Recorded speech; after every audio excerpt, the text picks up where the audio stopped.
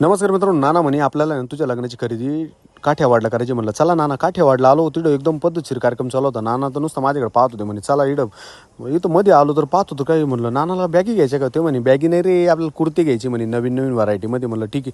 त्यांनी एक कुर्ता काढा म्हणे, ट्राय कर. म्हणलं अहो मी घेतलेली म्हणे. घे रे. त्यांनी घेतले पण खरेदी करून बाहेर पण निघाले. अहो म्हणलं नाना मला येऊ द्या.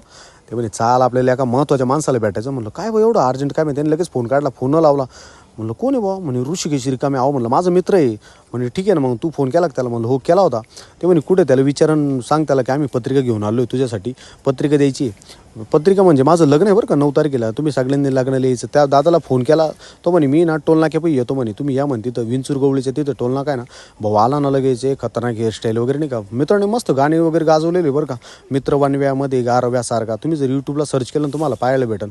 मित्र म्हणे चला आपण एक आहे ना सेल्फी व्हिडिओ घेऊ म्हणे. म्हणलं ठीक आहे चला. म्हणलं आता आम्ही ना निघतो. म्हणलं पुढची व्हिडिओची तयारी करायची. नानाने त्याला टाटा केला. म्हणलं चला आता